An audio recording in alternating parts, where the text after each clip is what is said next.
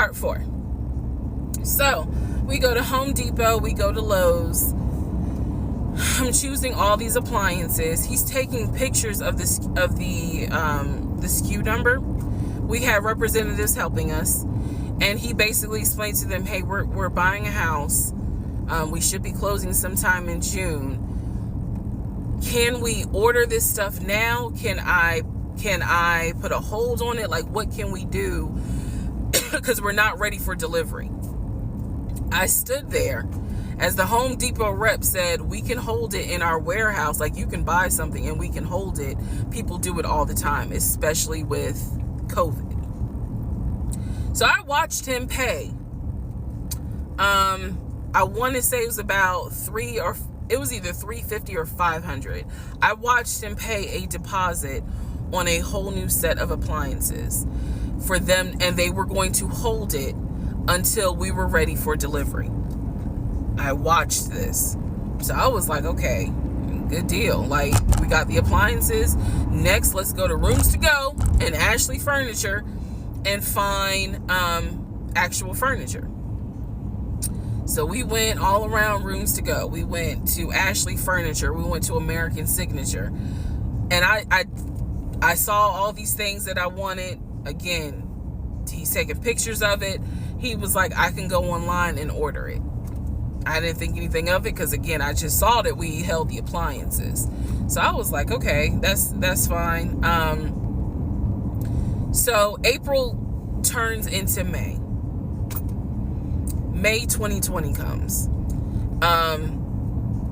This is where things start to get a little interesting.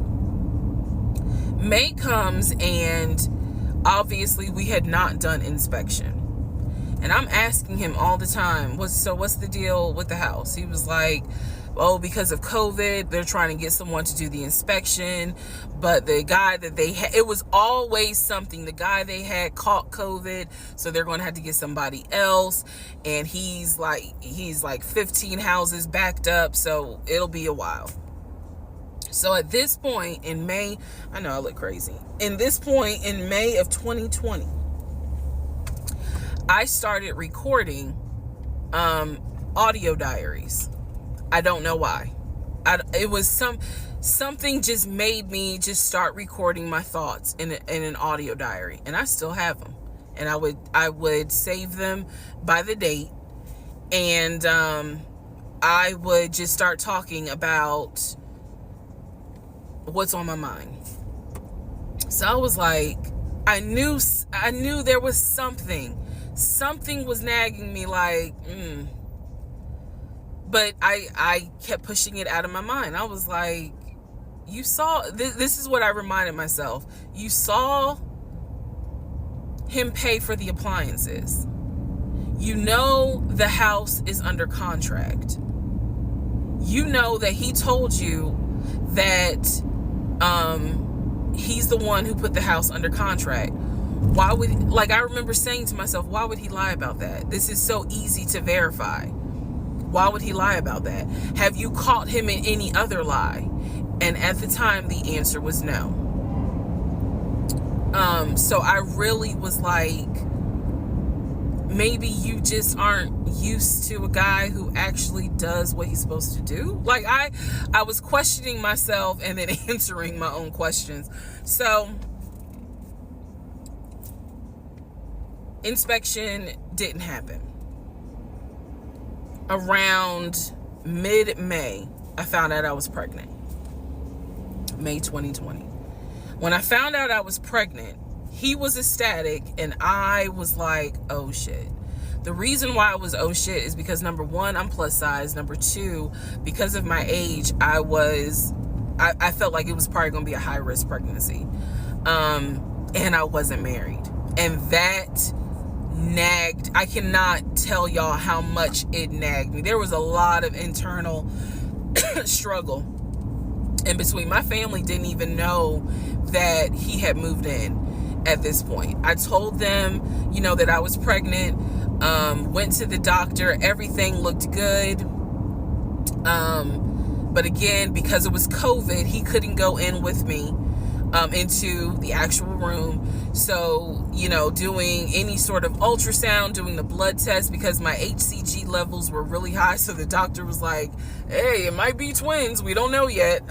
You're still kind of early, along. They gave me a due date. The due date was January 26th of 2021. So, yeah. May, found out I was pregnant. So there was now more of a push into, we got to get a house. We got to get the fuck up out of here. I'm not having a baby in Riverdale. Okay? Nothing against Riverdale, but I ain't having a baby in Riverdale. So we need to find out what's going on with this house. And so he was on top of it. He had an answer for everything. He was like, I'm gonna call and find out what's going on, blah, blah, blah. He then magically told me about a week later, oh, they're going to do inspection on the house like in 2 days. So I was just like, okay, keep in mind, I'm taking his word for it. I'm taking his word for all this. So he's like, they're going to do an inspection. Once we get the inspection report back, then we will know what we're going to be responsible for. What are we getting ourselves into? So, I guess they did an inspection. He showed me an inspection report. Only thing that they said that the roof had just recently been replaced, which I remember he was very happy about. And the issues that there were for the house were minor. It was not a bad, because we did have a discussion about it. He was like, it's nothing that we can't handle. Then he said that we were set to close the end of May. We were set to close the end of May. He told me it was going to be a virtual closing. You're probably like, what the hell is a virtual closing? Because again, he's saying because of COVID, people are not closing in the office. They're doing a virtual closing where you would need to electronically sign the paperwork. This is what he's telling me. And so he was like, we're set to close like just before Memorial Day. And so for some reason, again, there's still that nagging part. For some reason, I didn't start packing. Anyone that knows me will tell you I hate moving. I've done it enough in my life. I hate moving. But I did not start packing up that house at all. I was just like, I'm pregnant. My body was changing so fast that it was like I can barely keep my eyes open half the day. And so, no, I didn't start packing. And I remember I did record, again, I was recording audio diaries just about every day. When something didn't sit right, I would verbally record it in the audio diary because I was like, I don't know what it is, but there's something. That was the theme of our relationship. I don't know what it is, but I know there's something. And so I remember talking to myself in my little prayer closet, because that's where I would do my recordings.